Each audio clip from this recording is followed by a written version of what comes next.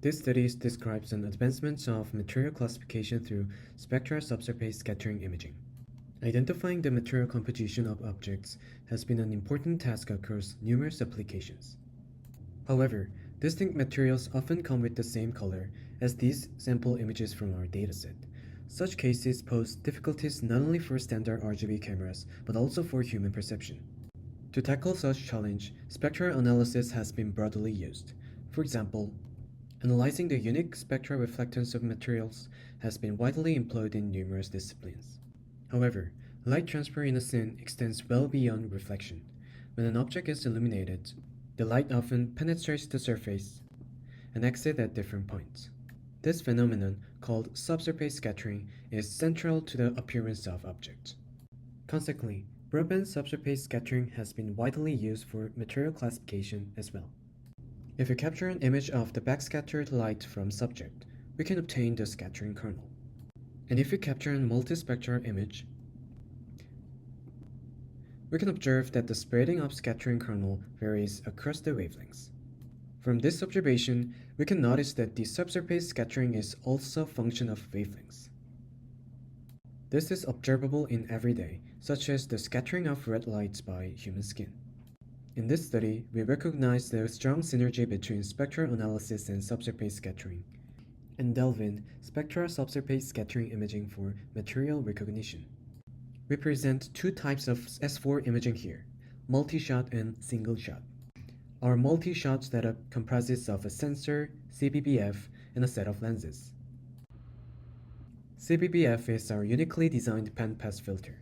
This filter system comprises of two CVFs, which are edge-pass filters with cutoff wavelengths varying continuously along one axis. By juxtaposing the CVFs, we produce a bandpass filter with central wavelengths shifting along the spatial axis. With the point illumination on the surface, the backscattered light comes into CBBF, and we get a bandpass filter kernel. By translating this CBBF with capturing, we can attain multispectral scattering kernel. However, the capturing with this simplified multispectral imaging is still time-consuming. To address this issue, we propose an additional single-shot S4 imaging system.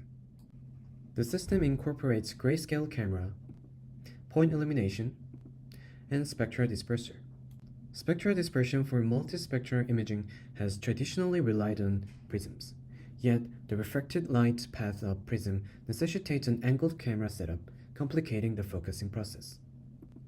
To overcome the limitation, we create a prism to direct the dispersion along the incoming light's path.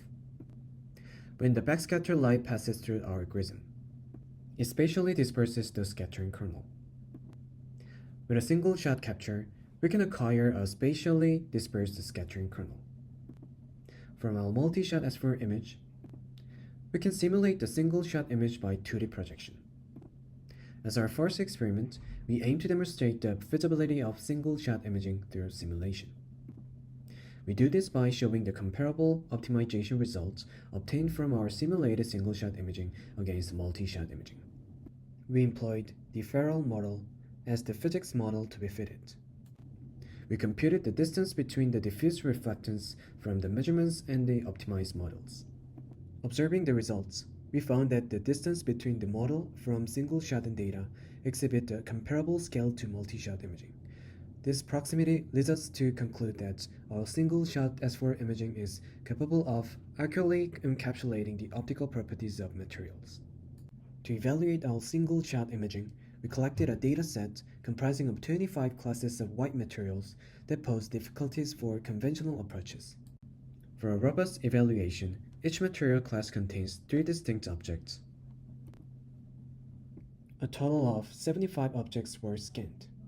We compared the classification accuracy with our S4 measurements against the conventional approaches we mentioned earlier, which are surface spectral reflectance and broadband subsurface scattering.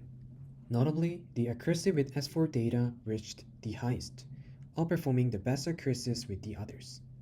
For more details, please check the main paper. Thank you.